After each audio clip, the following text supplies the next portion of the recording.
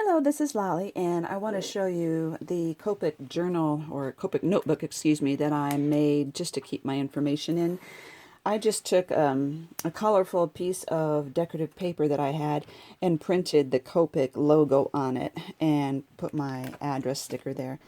Okay, so it's just a regular 3-ring binder. I have some page protectors in here. I do have some cardstock in here that's Copic friendly that I had stamped on, so I can take this with me to practice my coloring.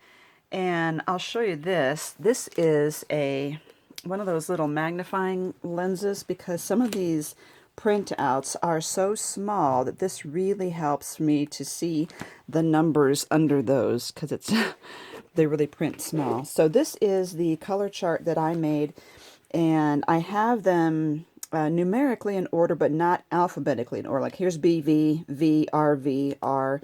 And the reason is because that way I was able to fit them on the 2 sheets, whereas some of the color, if I did them in order, I ran out of room. So anyway, that's that. This is the Copic 358 color chart that's online on their website. I'll give you the link to all their downloadables. But as you can see, this is really hard to read that fine print. And that's why I used to use that little magnifying thing. It really helps me a lot. So this is their color wheel that they also have. It's a download. Now I printed this with my printer, and what I did was under the settings in the printer, I selected best quality, okay? And that really helped. And the question was whether these colors really come out accurately when you're printing it at home. And someone did suggest you could take it to Kinko's or a copy place and have them do it for you. Well, then the other thing I did was I called and I contacted them and I asked for their catalog and their color wheel. So this is the color wheel, and it comes, it's in a trifold. It's longer than 11 inches. I think it's like 12 inches by 8 1/4. So I had to trim the top and bottom off. I was able to preserve all the colors though. So this is the one that they sent, that they printed, and this is mine. And there is a difference, which you probably can't see there, but I can tell really well, and that I used white paper, and they have this kind of an off-white. It's a very dull color. But yet the colors of the swatches look pretty good. I mean, they look really comparable. And again, these numbers and everything are so tiny that you need almost that little magnifying thing to be able to see the numbers on them. These are really legible. They're nice and easy to see. Then I also put my Hex Chart in here that I downloaded from Sandy Allnock.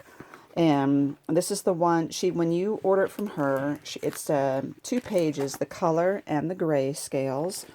And she gives you 2 versions, the colored one like this and the blank one that you color in yourself. But this really enables you to look in a color zone and see, I want something in this range.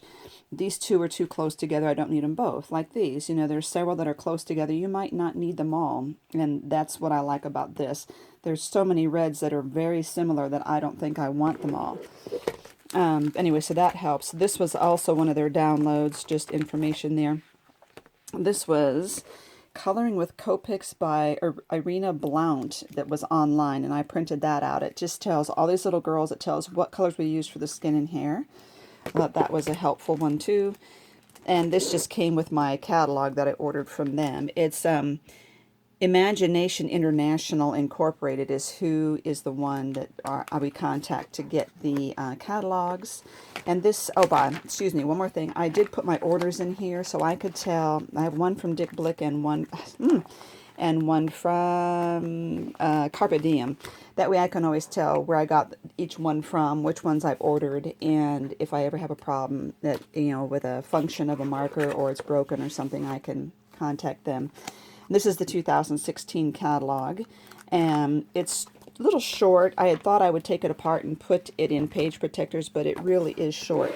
And I could put them in there and then adjust the page protector with my fuse tool, but I don't know that I want to go through all that work. So anyway, that's what I have built up in here so far. And this is nothing. I just had done a photocopy, not a photocopy, but I had downloaded photos of the Memento black ink pad to show some of the difference between Memento and Memento Luxe. This one you do not want for your Copics, and this one you do. Although This is the pad that I'm using.